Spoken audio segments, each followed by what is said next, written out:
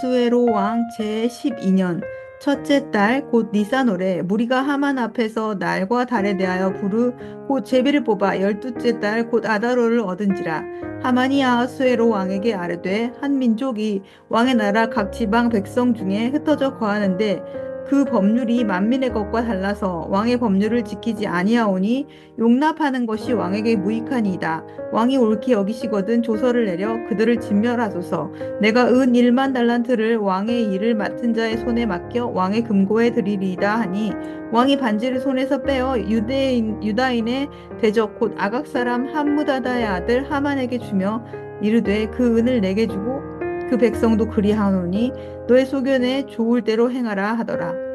첫째 달 13일에 왕의 서기관이 소집되어 하만의 명령을 따라 왕의 대신과 각 지방의 관리와 각 민족의 관원에게 아하수레로 왕의 이름으로 조서를 쓰되 각 지방의 문자와 각 민족의 언어로 쓰고 왕의 반지로 인치니라. 이에 그 조서를 역졸에게 맡겨 왕이 각 지방에 보내니 열두째 달 곧 아달월 13일 하루 동안에 모든 유다인은 젊은이 늙은이 어린이 여인들을 막론하고 죽이고 도륙하고 진멸하고 또 그 재산을 탈취하라 하였고, 이 명령을 각 지방에 전하기 위하여 조서의 초본을 모든 민족에게 선포하여 그날을 위하여 준비하게 하라 하였더라. 역졸이 왕의 명령을 받들어 급히 나가매 그 조서가 도성 수산에도 반포되니 왕은 하만과 함께 앉아 마시되 수산성은 어지럽더라.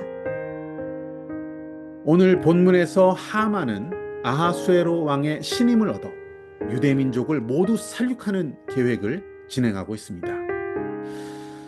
하만은 왕에게 은 1만 달란트를 뇌물로 제공합니다. 또한 유대 사람들을 왕의 법에 불복종하는 자들이다, 이렇게 거짓 정보 모함하고 있습니다. 왕은 하만의 이야기를 다 듣고 그가 준 뇌물과 그의 거짓 정보를 다 받아들이고, 왕이 뭐라고 합니까? 네 소견에 좋을 대로 행하라, 이런 무책임한 말을 합니다. 그래서 결국 유대인 학살이라는 이 악한 일의 전권을 하만이 거머쥐게 됩니다.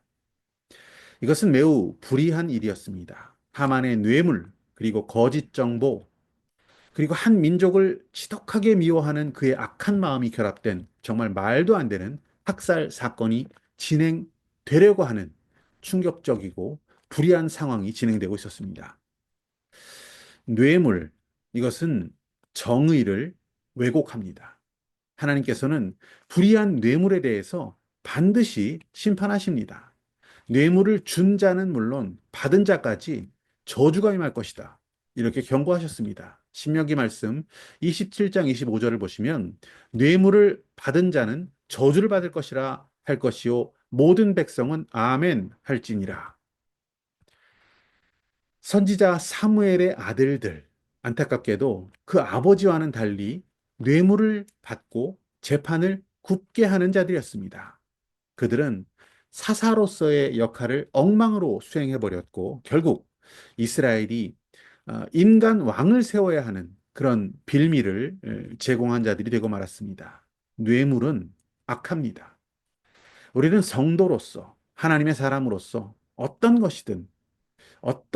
것이든 간에 뇌물이라면 그것을 철저히 거부할 수 있기 원합니다. 뇌물을 주는 자는 분명히 하나님 앞에 신실하지 못한 자들일 것입니다.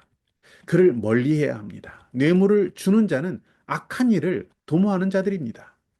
그들을 가까이 해서는 안 됩니다. 뇌물은 정의를 굽게 하고 하나님의 저주에 이르게 만들고 마는 악한 것입니다. 이어서 우리가 살펴볼 것은 거짓 정보의 위험성입니다. 하만은 유대 민족에 대한 거짓 정보를 생산했고 퍼뜨렸던 자였습니다. 우리가 사는 이 세상에는 소위 가짜 뉴스라고 하는 거짓 정보가 판을 치고 있습니다. 이 가짜 뉴스가 너무 흔해서 자신도 모르게 가짜 뉴스를 또 다른 사람에게 아무렇지도 않게 퍼뜨리게 되는 그런 삶을 살기도 합니다. 심지어 목회자들이 가짜 뉴스의 진원지가 되는 경우도 아주 흔한 세상입니다. 기억해야 합니다. 가짜 뉴스를 포함한 거짓 정보는 사탄의 도구입니다. 거짓은 마귀 사탄이고 악의 근원입니다. 너희는 너희 아비 마귀에게서 났으니 그 마귀는 거짓의 아비다. 이렇게 말씀하셨습니다.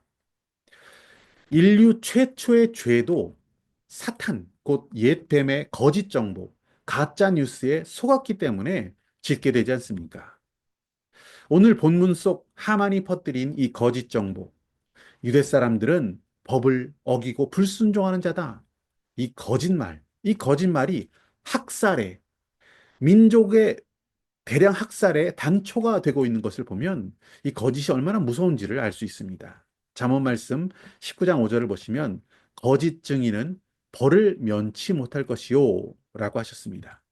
거짓으로 고발하는 자들, 가짜 뉴스로 모함하는 자들, 하나님의 법을 면치 못하게 됩니다. 우리는 진리의 사람들입니다. 진리에 속한 사람들입니다. 진리로 무장해야 할 주님의 군대입니다. 진리의 허리띠를 띠라. 이렇게 에베소서 말씀하지 않습니까? 진리 가운데 우리는 정직한 삶을 사는 자가 되어야 합니다. 우리는 진리의 사람, 진리에 속한 자들입니다. 가정에서도 일터에서 학교에서도 우리는 어떤 작은 거짓도 경계해야 합니다. 무심히 들은 정보가 만일 누군가를 해하려고 하는 악한 의도를 가진 거짓 정보라면 그것이 나를 통해 확산되지 않도록 해야 합니다.